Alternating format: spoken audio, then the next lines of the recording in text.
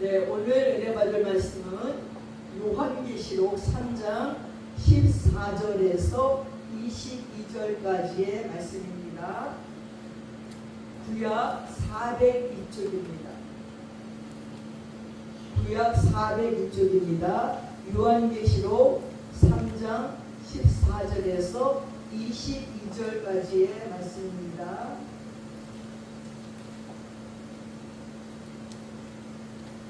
제가 봉독해 올리겠습니다. 라오디게아 교회 사자에게 편지하라. 아멘이시여, 충성되고 참된 증인이시여, 하나님의 창조의 근본이시니가 이르시되 내가 내 의미를 아노니 내가 차지도 아니하고 뜨겁지도 아니하도다. 내가 차든지 뜨겁든지 하기를 원하노라. 내가 이같이 미지근하여 뜨겁지도 아니하고 차지도 아니하니 내 입에서 너를 토하여 버리리라. 내가 말하기를 나는 부자라. 부여하여 부족한 것이 없다 하나 내 곤고한 것과 가련한 것과 가난한 것과 굶은 것과 벌거벗은 것을 알지 못하는도다.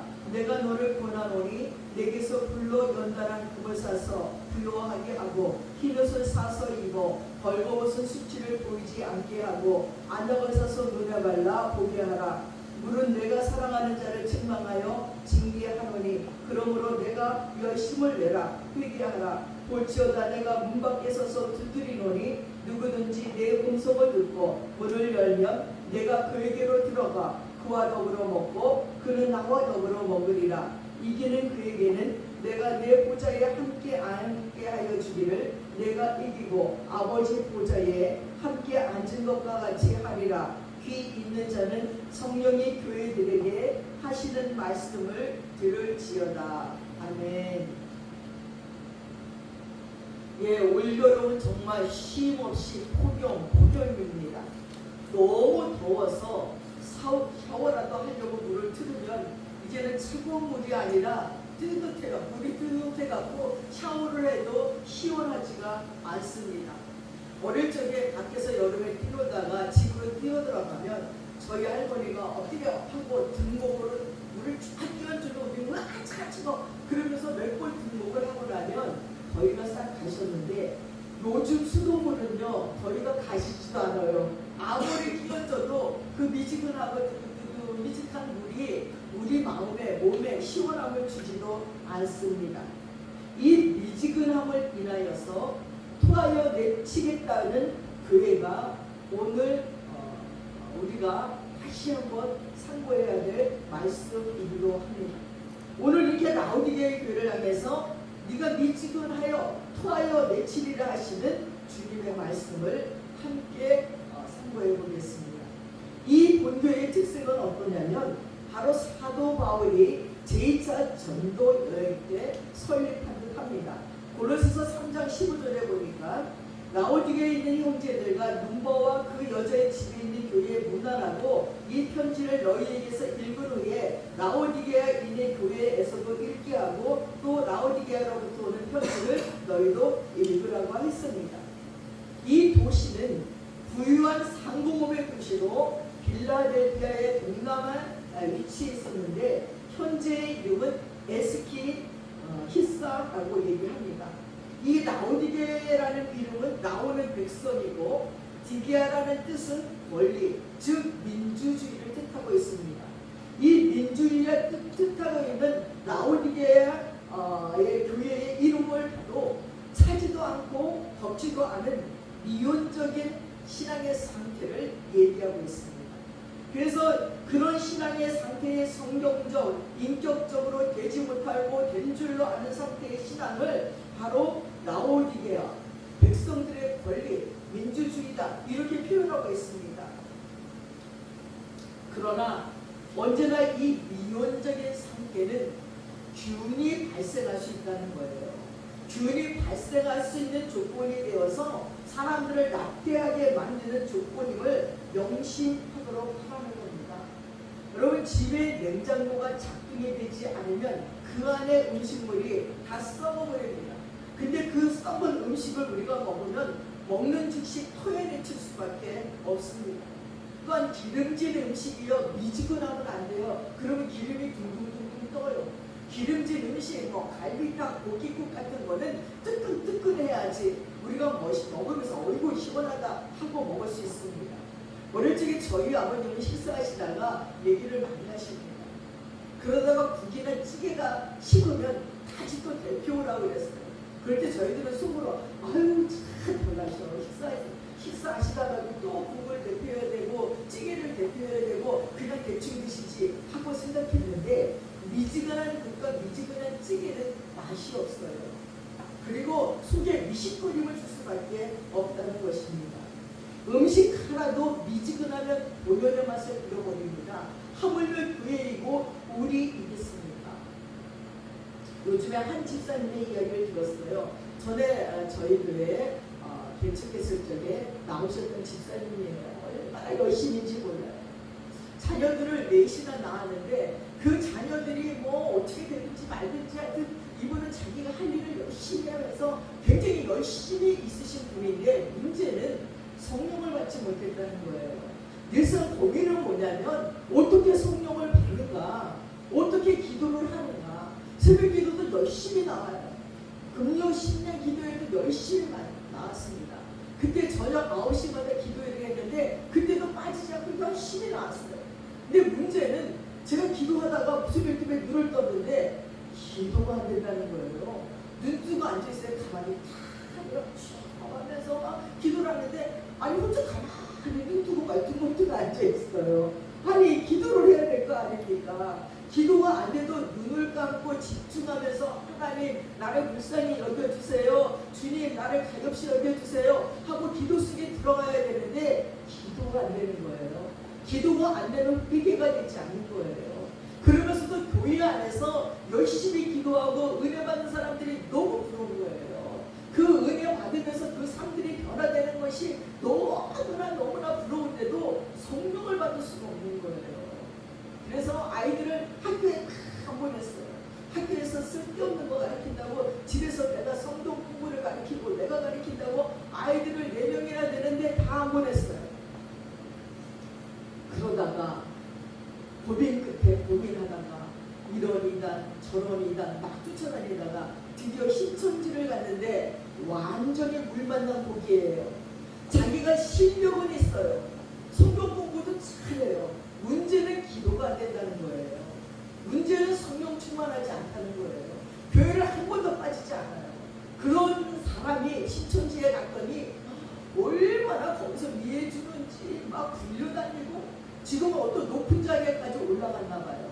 근데 그가 하는 얘기가 자기 자녀들이 너무 자녀들을 밥 먹게 키웠어요. 학교도 안 보내고 애들이 점심을 먹었는지 저녁을 먹었는지 아이들을 데리고 전도사님과 선생님들이 수련회를 가면 이 집 애들 찾느냐고 아무것도 못해 어디가 있는지 몰라 사방팔방으로. 근데 그 엄마는 그냥 구석쟁이 앉아서 먹고 있고 희덕거리고 당신 애들 좀 찾아요. 얘기 드세요? 얘기 드세요? 저 집은 애는 4시계나 나가고 방목한다고 모든 사람들이 신경 쓰면서 그 아이들을 찾아서 먹이고 씻기고 아주 그러느냐고 모든 사람들이 그 집 아이들만 오고 머리가 떴어요. 근데 이 자녀들이 성장했어요. 제대로 학교도 안 보내고 그리고 방목을 했는데 얘 아이들이 스스로 사는 방법을 터득했어요. 결국 각자 다 외국으로 가버렸어. 하나는 미국으로, 하나는 스페인으로, 하나는 호주로, 그리고 둘째 아들만 한국에서 공부를 하는데 잘 되는 거예요. 이 딸내미가 스페인을 가서 심심해서 스튜디오 시험을 봤는데 합격을 했어요. 그래서 갈래니까 면접 볼래니까 뭐 옷도 없으니까 큰 오빠 내가 옷을 사줄게. 그리고 오빠가 옷을 사서 입고 갔더니 합격을 한 거예요. 근데 그 스페인의 스튜디오들은 아주 배우면 집도 나오고 차도 나오고 아주 월급도 많다는 거예요. 너무 잘 되는 거예요. 또 이 큰아들은 또 미국에서 공부를 하는데 너무 잘 되고 또 막내딸은 호주를 지금 혼자 갔는데 거기서 또 공부하면서 또 너무 잘 되고 아니 그런 얘기를 들으면 듣는 사람들이 뭐야 아니 지금 2단계가 있고 근데도 저도 잘 되네. 그래갖고 그런데 또 남편은 또 은행에 다니다 은퇴를 했는데 LH 그 주택 단지를 하는 동기생이 있다가 부른 거예요. 그 돈을 더 줬는데 이거는 무슨 뭐 일당이 더 많아가지고 은행에 다닐 때보다 돈도 더 번대. 그리고 또 그 집사도 자기도 또 아이를 가르치는 데서 돈을 번대. 그 이지가 아주 물질이 풍성한 거예요. 근데 이 사람의 장점 뭐냐면 돈을 잘 써요. 교회에 얘들 헌금도 잘 내고 아주 돈만 있으면 교회에다 드리고, 문제는 성경이 없다는 거예요. 그 장면을 보면서 오늘 말씀을 생각해봤습니다. 이거구나. 다 있는 것 같지만 그 영혼에 가련하고 가난한 것을 알지 못하는구나. 내가 부유하다고 하지만 부유한 게 아니라 주님 보시기에는 토해내치고 싶은 거예요. 우리가 교회 다니는 것이 그런 부유로움 때문에 다니는 것이 아니라는 거예요. 이 권고하고 가련한 영적 빈곤으로 비참한 상태라는 것을 라오디게의 교회처럼 지금 모르고 있는 거예요. 육신적으로 잘 되는 것, 세상적으로 잘 되는 것이 잘 된다고 생각하지만 그 영혼이 오죽하면 신천지 이단을 가겠습니까? 거기에서 자기 마음에 만족을 주고 자기의 자존감을 세워주고 자기를 인정해 주니까 그게 복음인 줄 아는 거예요. 그러면 얼마나 불쌍합니까? 아이들의 신앙교육은 어떻게 되는 것이며, 남편은 거기 가지 않고 남편은 다른 교회, 자기 영혼이 급하니까 다른 교회 나가면 혼자 신천지에 가서 그럼 아이들에게 무엇을 가르치고 어떤 기도를 하게 되냐는 겁니다. 근데 그래도 잘 됐다는, 잘 됐지요 세상적으로는. 그러나 영적으로는 엉망인 것입니다. 그 영혼의 가난한 것과 그 빈곤함과 비참한 상태를 볼 수 있는 영적인 눈이 열려야 된다는 거예요. 여러분, 이 세상에서 가장 답답한 일이 있다면 그것은 주위에 있는 사람들은 그 사람의 문제가 뭔지, 어떤 것을 고쳤으면 좋겠다는 것을 다 알고 있는데 막상 장본인은 그것을 전혀 느끼지 못하고 있다는 거예요. 그래서 안 좋은 소문이 나면요, 세상 사람은 다 알아도 본인만 모르는데요. 미국에 있는 어떤 집사님이 전화가 왔어요. 어떤 가정을 얘기하는 거예요. 그 아내가요, 밖에 나가지고 미국에 있는 사람 거기 한국인이 거의 다 안 돼. 저 분명 가야 되나. 근데 모르는 사람은 남편하고 그 바람나 보이는 분들이 모르는데, 우리들의 그런 은밀한 죄를 아무도 모르겠지 하고 아는 건 두 사람 뿐이고 그 나머지 모든 사람들은 다 안 돼요. 근데도 끝까지 자기네들은 그 소문이 다 알아도 모르는데요. 회사 안에서 그런 일들이 생겨나면 회사에 있는 모든 사람이 다 아는데 그 두 사람만 모르는데요. 그리고 나중에는 기어이 이혼하고 가정이 깨지고 그 직장에서 쫓겨날 때까지 자기네들이 인식하지 못하고 있는 것이 바로 죄라는 것입니다. 근데 소아시아 교회 중에 그런 교회가 하나 있는데 이 교회는 무슨 특별히 환난을 당하고 있는 것도 아니에요. 그리고 거짓 선지자들이 들어와서 교회에 어려움을 겪고 있는 상태도 아니에요. 그럼에도 불구하고 주님은 이 교회에 대해서 심한 거부감을 느끼고 있습니다. 16절 끝에 보면 내 입에서 너를 토하여 내치리라는 거예요. 얼마나 주님의 비위를 상하게 했으면 그냥 촛대를 옮기겠다, 다른 교회는 촛대를 옮겨버리겠다 이렇게 말했는데, 그렇게도 말씀하는 것이 아니라 내 이 입에서 토해버리리라는 것입니다. 역겹다는 거예요. 비유가 상해서 더 이상 볼 수가 없다는 것입니다. 여러분, 부패한 음식이 들어가면 저절로 즉시 토해버립니다. 그런 상태이니 얼마나 심각한지 여러분 아시겠죠? 이 교회의 특징은요, 도무지 의욕이 없어요. 아무것도 느끼지 못해요. 15절에 보면 내가 내 행위를 보니 내가 차지도 아니하고 더없지도 아니하는가, 네가 차든지 더없든지 하기를 원하노라 하시고, 17절 하반절에 보면 너의 권고한 것과 가련한 것과 가난한 것과 눈먼 것과 벌거벗은 것을 알지 못한다고 말씀하고 있습니다. 라오디게아 교회는 환난이나 거짓 선지자의 어려움이 없음에도 불구하고 교회 중에서 가장 헌물이 많았습니다. 그러면서도 그 사실을 전혀 느끼지 못하는 상태에 있었습니다. 주님은 너무 답답하여 이들을 입에서 토해버리겠다고 말씀했습니다. 다시 말해서 이 교회는 영적 무지함으로 깨닫지 못하는 교회예요. 이들은 자신의 상태가 어떠한지 전혀 생각해보지도 않고 깨닫지도 못했습니다. 환난을 주어도 깨닫지 못하지요. 주위에 있는 사람들이 지적하고 책망해도 전혀 달라지는 것이 없는 자들입니다. 어떻게 교회가 이럴 수가 있을까요? 주님은 그런 라오디게아 교회에 14절 말씀을 보십시오. 라오디게 교회 사자에게 편지하기를 아멘이시여 충성되고 참된 증인이시여 하나님의 창조의 근본이시니가 가라사대 우리 주님이 참된 증인의 모습으로 나타나요. 아멘이라는 말은 참으로 진실합니다 라는 뜻입니다. 사랑하는 여러분, 주님은 진실하는 분이십니다. 그리고 죽기까지 하나님의 참되심을 증거한 증인입니다. 사랑하는 여러분, 교회의 생명처럼 중요한 것이 있어요. 바로 진실을 증거하는 능력입니다. 교회는 아멘을 위해서 존재하는 것입니다. 마치 주님이 죽기까지 진리를 증거하기 위해서 존재하신 것처럼. 그런데 이 교회는 참된 증거의 능력을 잃어버린 교회예요. 교회가 존재하기는 하는데 왜 존재하는지 알 수가 없습니다. 사랑하는 여러분, 이 세상에 존재하는 모든 것은 창조의 근원이신 그리스도와 관계가 있어야 존재할 가치가 있는 것이지, 만일 그리스도와 상관이 없는 상태에 있다면요, 그것은 그야말로 의미 없는 쓰레기밖에 안 되는 거예요. 모든 피조물이 그렇다면 하물며 교회가 머리 대신 그리스도와 상관이 없고 자기들끼리만 놀아나고 있다면 이거야말로 맛을 잃는 수분이고 이 세상에서 가장 쓸모없는 쓰레기라는 것입니다. 왜 지금 교회가 욕을 먹고 있습니까? 교회가 이 소금의 맛을 잃었어요. 그 소금의 맛을 잃은 게 교회 건물입니까? 교회 안에 있는 성도들이에요. 바로 우리 한 사람 한 사람이 교회인데 내가 소금의 맛을 잃어버렸다는 것입니다. 감각이 없어요. 영적인 분별력이 없고 영적인 감각이 무뎌져서 문득병자 같아요. 내 손가락이 부러져 나가는지 내 코가 문드러지는지 아무런 느낌이 없는 영적 문둥이가 되어버려가지고 깨닫지도 못하고 말씀을 듣고 회개도 안 해요. 옛날에 우리는 교회 와서 말씀을 들으면요 눈물을 줄줄줄 흘리면서 들었어요. 그리고 가슴을 치면서 내가 어찌할까 했어요.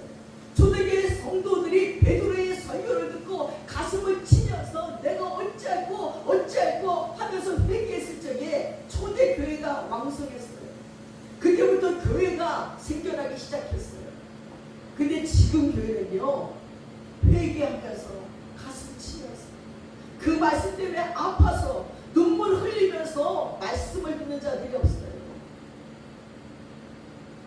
너무 화려한 교회, 너무 시설 좋은 교회, 너무 기름진 말씀에 배불러서 아무런 감각이 없어요. 전에 우리는요 천막 치는 교회에서 예배드렸어요. 주일날이면 땡땡땡 종소리를 막 뛰어가면 천막을 치러 거기서 예배드렸어요. 그러다가 조금 오두막 같은 교회를 세웠는데 비만 오면 막 물이 막 새서 새벽에 일어나서 막 주 일레이로 물 푸면서 그러면서 그 교회를 사랑하며 예배드렸어요. 오늘 우리 교회도 비가 오면 지하에서 공백이 넘치는 건 알지만 이건 너무 좋은 교회예요. 그런데도 우리는 더 좋은 교회가 있었으면 좋겠다, 완벽한 교회가 있으면 좋겠다 생각을 했지만 건물이 문제가 아니라 우리들의 영이 완벽해야지, 우리들의 심령이 거듭나야지. 우리들이 거듭나지 아니하면 복음에 대한 사랑이 없고 말씀에 대한 변화가 없다면 우리는 쓸모없는 쓰레기와 똑같아요. 분명히 라오디게의 교회가 있습니다. 그러나 이 교회는 주님과는 아무런 행사가 없어요. 많은 예배가 행해지고 있고 여러 행사나 활동들이 있지만 주님이 이 교회 안에 초청되어진 적이 한 번도 없는 교회입니다. 미국에 노예 해방이 되고 얼마 되지 않아서 한인들이 주일날 교회로 갑니다. 문 앞에서 저지를 당합니다. 여기는 백인들만 오는 교회입니다. 크기는 못 옵니다. 내쫓아버리는 거예요. 근데 우리나라처럼 교회들이 다닥다닥 있으면 여기에서 오지 말라고 저 교회 가고 저기에서 오지 말라고 여기 가고 그러면 됩니다. 근데 미국은 아니에요. 멀리 하나 있어요. 그리고 저희 어릴 때는요 모든 교회가 11시 11시 예배를 드렸어요. 그래서 우리 어디를 가다가 11시가 되면 아무 교회나 빨리 가서 예배 드려야 돼요. 11시가 지나면 예배를 드릴 수가 없어요. 근데 언제부터인가 예배가 몇 번씩 되는 거예요. 큰 교회에서 모든 교회를 다 모으려고 8시 예배, 뭐 9시 예배, 10시 예배, 11시 예배, 1시 예배, 예배가 막 한 번에 막 주일날 막 5, 6번씩 있어요. 아유 늦게 일어나서 늦었다. 그러면 다음 교회 가면 돼. 다음 시간. 그렇게 되면 옛날에는 11시만 드렸어요. 11시만. 전 우리나라에 11시만. 그러니까 11시만 되면 난리가 났어요. 나 뛰어가고 가고 막 그 교회를 찾아가느냐고 난리였습니다. 근데 이제 이 흑인이 쫓겨나서 교회 문 밖에서 이제 문 밖에서도 예배 드리려고 이제 웅크리고 앉아서 너무 가슴이 아픈 거예요. 예배가 드리고 싶은데 저 눈물을 뚝뚝 흘리고 있는데 저쪽에 또 어떤 사람이 웅크리고 앉아 있는 거예요. 그분이 일어나더니 와가지고 이렇게 보니까 예수님인 거예요. 얘야 울지 마라. 나도 못 들어갔단다. 이렇게 예수님 없는 예배를 드리고 있다는 것을 풍자해서 말했는데 진짜 있었던 일이래요. 근데 이게 그 흑인이 너무 가슴 아파서 울고 있는데 환상 중에 나타나겠지요. 예수님이 어깨를 토닥거리며 울지 마라. 나도 못 들어갔다. 나도 못 들어간 예수님과 함께 있으면 예배지요. 뭐 교회당에 들어가야 예배입니다. 사랑하는 여러분, 지어낸 이야기 같지만 이렇게 우리는 예수님이 안 계신 예수님을 밀어내고 자기 흥에 겨워서 자기 만족의 예배를 드리고 있는 교회가 얼마나 많은지. 여름이 되니까 많은 교회들이 수련회를 하고 선교하고 이 나라 저 나라로 떠나고 교회마다 성령님이 충만한 프로그램이 너무 많이 있어요. 그러나 그곳에 진정 예수님이 계시냐는 겁니다. 어쩌면 예수님 안 계신 예배와 수련회와 선교를 형식적으로 하여 토에 내칠 생각은 두렵습니다. 라오디게아의 교회는 도대체 말씀에 관심이 없는 교회입니다. 말씀에 대해서는 하지도 아니하고 덮지도 않습니다. 말씀을 듣기 전이나 듣고 난 후에나 아무런 차이가 없어요. 그 마음에는 이 세상이 주는 맛으로 가득 차 있어요. 이 세상에서 잘 사는 생활들, 그런 것에 한번 마음이 빼앗겨 놓으면요, 말씀에 대해서 미지근한 반응을 보이는 거예요. 더구나 요즘 젊은이들이 예배에 집중하지 못하는 이유는 여러분 스마트폰을 딱 한번 쳐보세요. 왜 그렇게 음란한 것이 저르륵 나옵니까? 안 보고 싶어도 보여져요. 그리고 요즘 가수나 뭐 연예인들은 왜 다 벗고 나옵니까?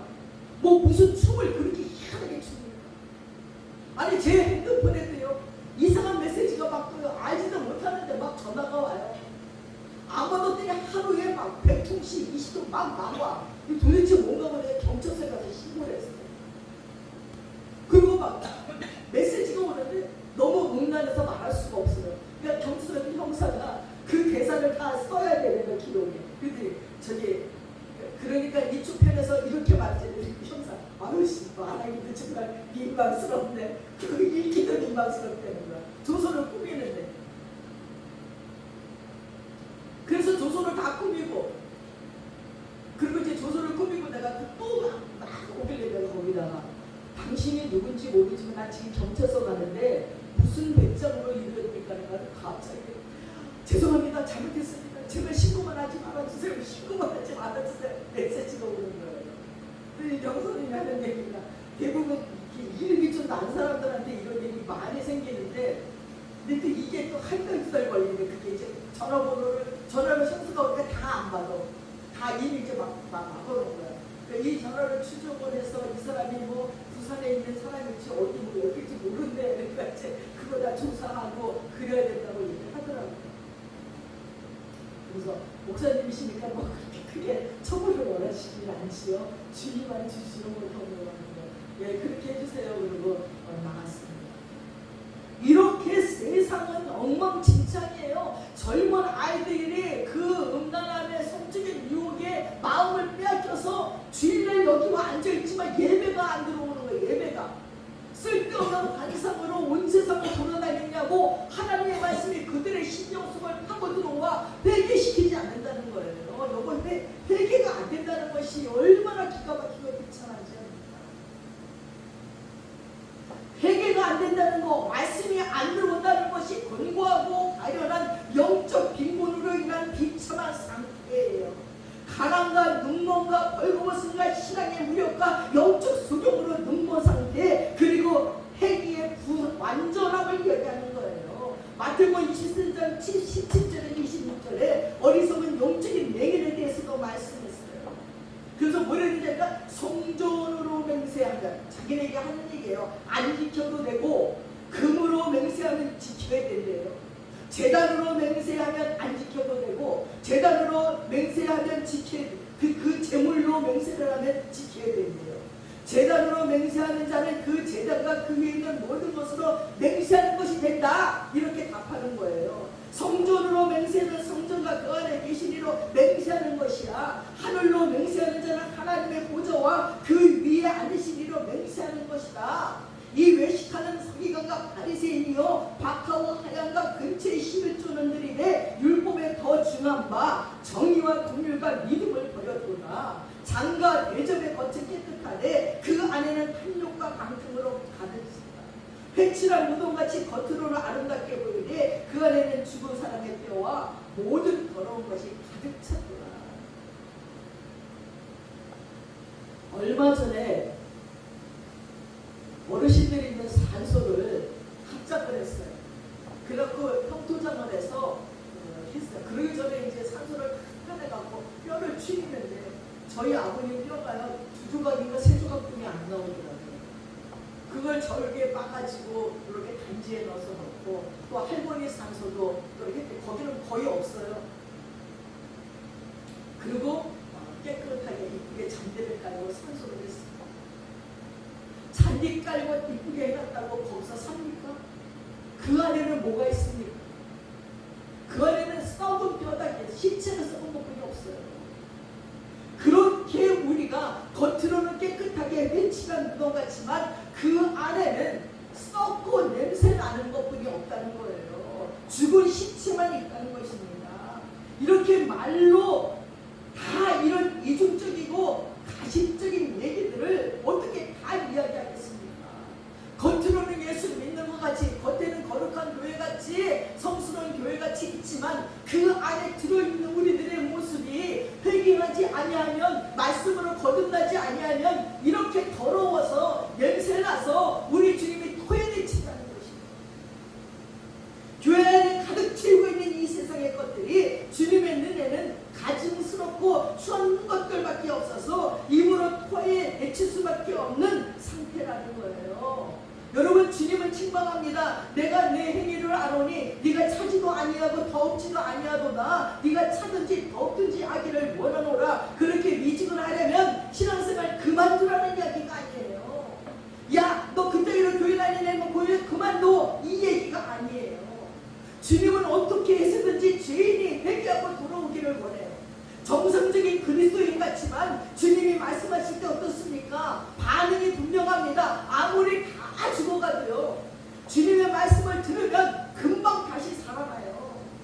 눈에서 눈물이 흐르고 얼굴에는 기쁨이 넘쳐나요. 많은 성도들이 고민을 가지고 찾아옵니다. 난 너무 죽을 것 같아요. 집에 이런 일이 있어요. 물질적인 문제가 있어요. 남편의 문제, 자녀의 문제가 있어요.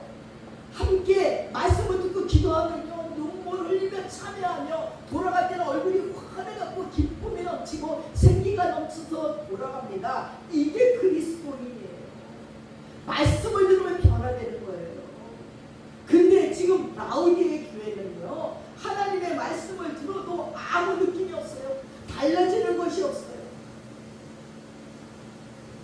전과 다른 것은 오직 하나, 주님의 말씀을 들었다는 거예요. 회개하는 것이. 그런데 눈물 나고 회개가 되고 새로운 결심을 하고 기쁨이 넘칩니다. 주님의 말씀 안에 생명이 들어있기 때문이에요. 우리가 아무리 실패한 인생이고 절망하고 어려움에 봉착하여 낙심해 있어도요, 주님 말씀만 들으면 새 사람이 되는 거예요.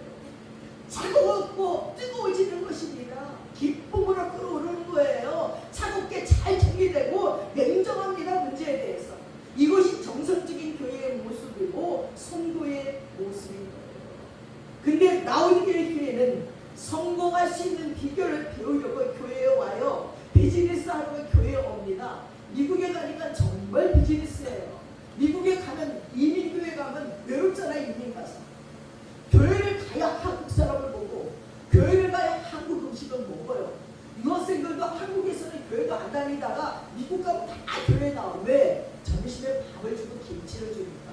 그리고 또 인심 좋은 집사님들이 김치를 또 막 싸줘요.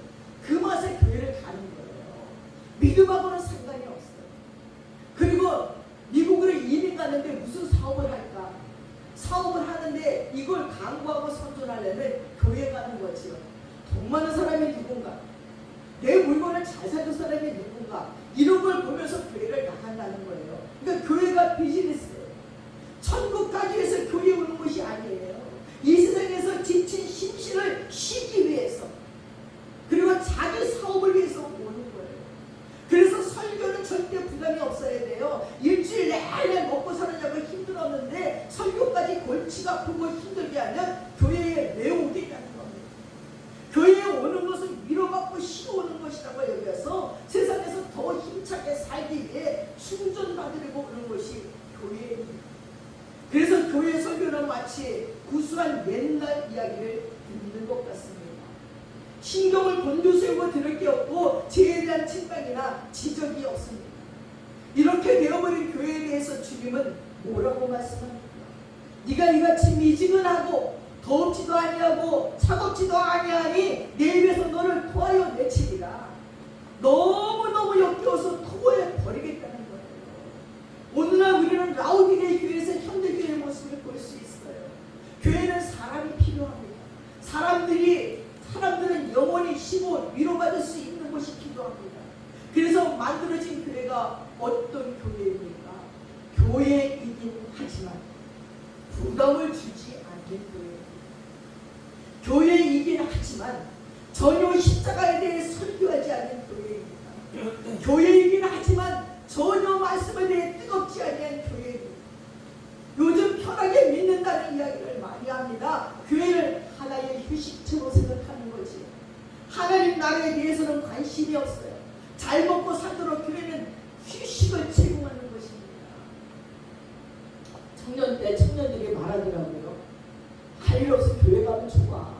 에어컨 빵빵 틀지, 점심 주지, 1시간 동안 좋은 말씀 듣지, 이런 게 어딨어. 공짜로 그냥 받는 게 너무 많아. 그래서 교회에 온다는 청년들도 보았습니다.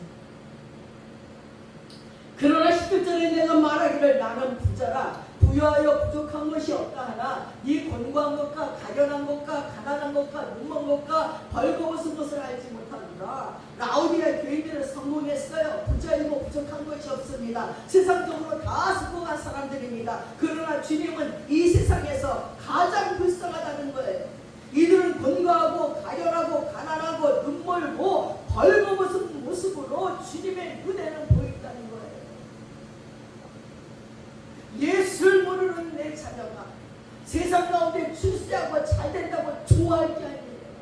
안 돼야지 돼요. 망해야지 돼요. 그래서 예수 만나야 돼요. 이동원 목사님의 칼럼에 보니까 한 교인이 피아노를 교회에 헌물했어요. 와서 하는 얘기가, 목사님 내가 복권에 당첨이 됐어요. 그래서 내가 11주를 교회에 피아노를 샀습니다. 이동환 목사님이 하시는 말씀이에요. 집사님은 그 복권이 안 되는 게 복이었는데요. 그걸 집사님 뭔 얘기가 하고 갈게요. 그렇게 쉽게 복이 온다고 생각해서 기도하지 않고 회개하지 않고 교회를 번성번성 다니면 복이 아니라는 거예요. 가난하고 고생하고 어려워도 그것 때문에 하나님께 기도하게 되고 회개하게 되고 하나님을 만나면 그게 복이라는 것입니다. 잘 되는 게 복이 아니라는 거예요.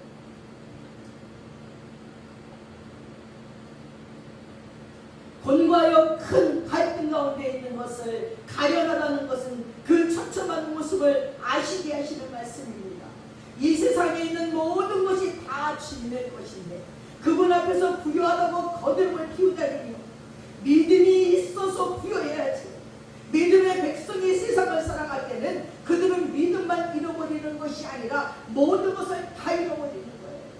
그들은 완전히 정성적인 판단력까지 다 잃어버리는 겁니다. 하나님께서는 결국 가만두지 아니하십니다. 완전히 폐인이 되고 마는 것입니다.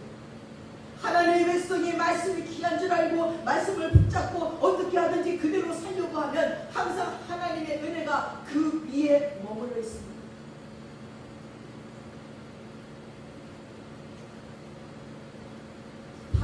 목사님 한 분이 전화가 왔어요. 목사님 위기가 왔어요. 왜? 예은이가 코로나도 걸렸고요. 코로나 걸린 김에 2주 동안 바이올린을 못 치고 레슨을 하러 갔더니 레슨 선생님께 약간 맞았어요. 잘못됐다고 지적된 것이 하나도 개선되어서 오지 않았다고. 근데 이 얘는 너무나 성실했고 날마다 칭찬받다가 야단을 맞으니까 절망인 거예요. 총체적인 위기가 왔어요 하고 기도해 달랬어요. 그건 위기가 아니라 복이야. 예언이가 모든 게 잘 되면 시험도 거의 지금 1등인데, 그리고 바이올린도 잘 치고 그 어린애가 못하는 게 없는데 거의 천재라고 소리를 듣는데 하나님께서 아니었구나, 내 실력이 하나님의 은혜였구나, 겸손하게 기도하라고 주신 거니까 복입니다. 내가 목사님 맞아요, 그렇네요, 더 기도해야 되겠네요. 목사님 함께 기도문에 가요. 잘못되는 것이 고난이 나쁜 것이 아니에요. 하나님이 겸손하게 하고 더 좋은 것 주시려고 든든하게 하시려고 주시는 고난이라는 것입니다. 사랑하는 여러분, 이 세상에서 가장 불쌍한 사람이 하나님의 초청을 받고서도 그 가치를 알지 못하고 그저 세상에서 잠시 편하게 살려고 적당하게 믿는 사람들이에요. 이 세상의 모든 것은 잠시 가지고 놀다가요, 갈 때 두고 가는 거예요. 오직 믿음만이 영원한 우리의 것입니다. 오늘 주님은 우리에게 권면합니다. 그리고 허락하시니 불로 연단할 금을 싸서 부욕해 하네. 하나님의 말씀으로 바른 믿음을 갖춘 사람이 되라는 것입니다. 주께서 가장 귀한 것으로 인정하는 것은 이 시련을 통과한 믿음이에요. 억만큼보다 귀한 이 믿음을 사서 부욕해 하라는 것입니다. 흰옷을 사서 입으래. 그리스도의 피로 깨끗해진 신랑 맞을 신부의 예복을 뜻합니다. 계시록 7장 10절에 큰 한란에서 나오는 자들인데 어린 양의 피에 그 옷을 씻어 희게 했답니다. 예수의 피로 죄식증 받은 사람은 어떻게 해서든지 거룩한 삶을 살려고 합니다. 그러나 참으로 자기의 죄를 회개하지 아니한 사람은 죄 짓는 것을 두려워하지 않아요. 그는 실제로 벌거벗고 사는 자예요. 복음을 듣고 죄 씻김 받고 회개했다면 다시는 죄에 빠지는 길에 들어서면 안 된다는 거예요. 예수라면 어떻게 할까 책이 있어요. 그 책에서 보니까 예배가 시간이 되니까 파이프 오르간 소리에 솔리스트가 찬양을 하며 목사님이 설교하고 예배가 화려합니다. 그래서 뒤에서 문이 열리고 술 취하신 분들이 들뜨고 가운데 들어옵니다. 그러니까 모든 뒤에 있는 교인들이 막 그분을 밖으로 밀쳐내는 거죠. 지금 예배 시간입니다.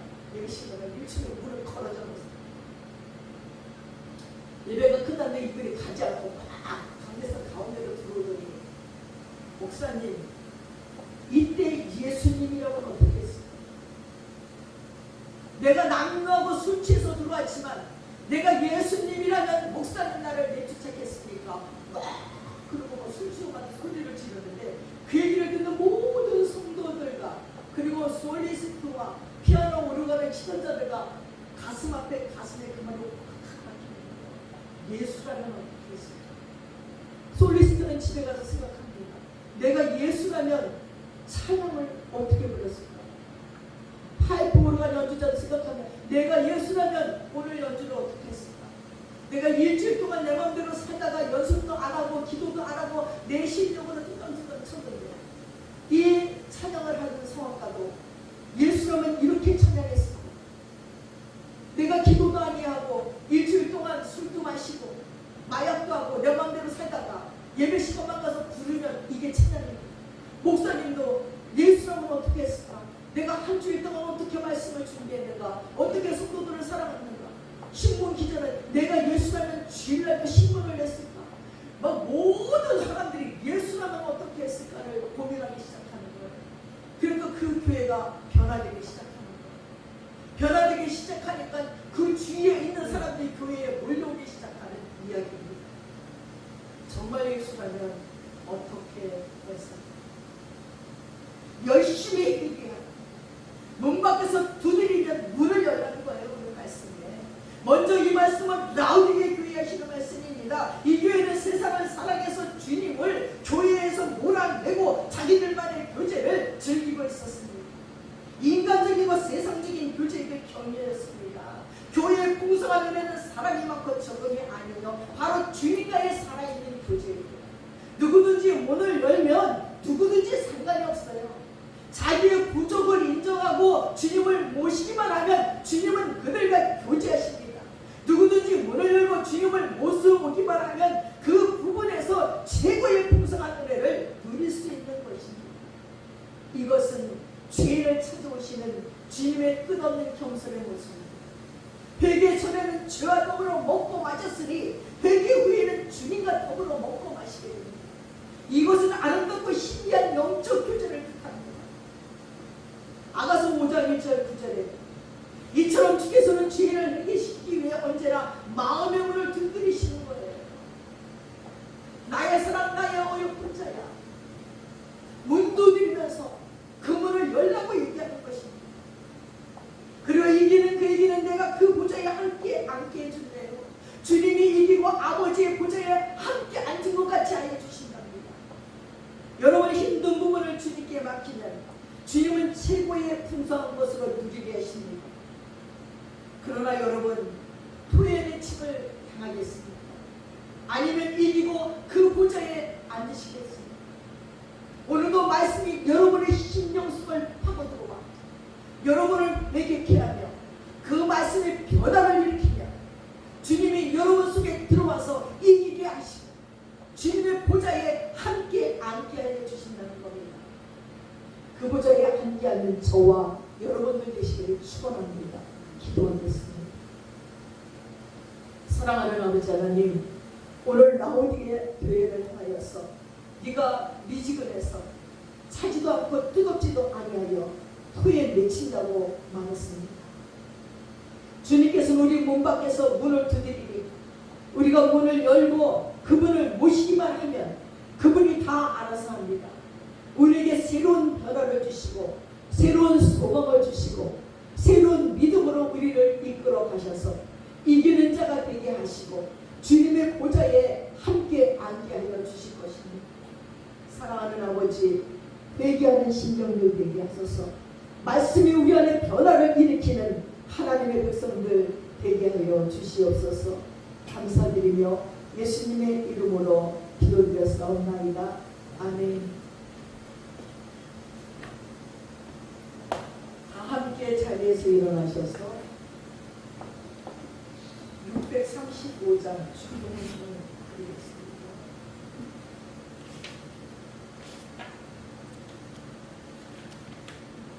찬송가 635장.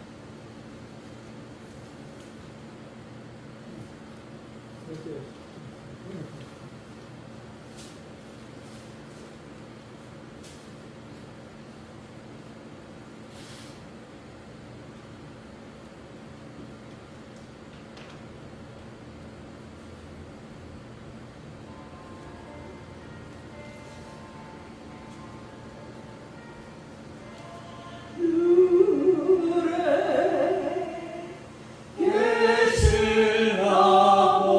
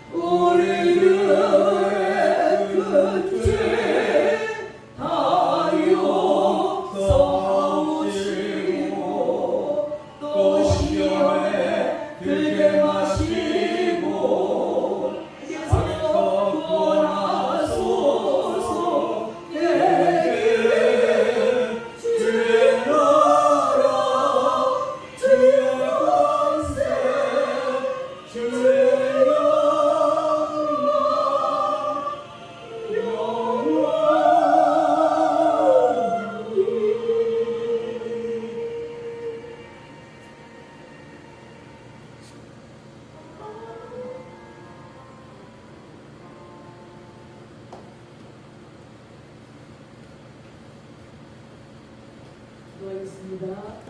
지금은 우리 주 예수 그리스도의 한없는 은혜와 우리 아버지 하나님의 풍성하신 사랑과 성령님의 감동감하시고 축복하시고 교통하시니 하나님의 말씀을 듣고 변화를 일으켜서 내가 어찌할꼬 가슴을 치며 하나님의 사랑 가운데 거하기를 원하는 하나님의 권속들 머리 위에 이제부터 영원까지 함께 하시옵기를 간절히 축원드려옵나이다. 아멘.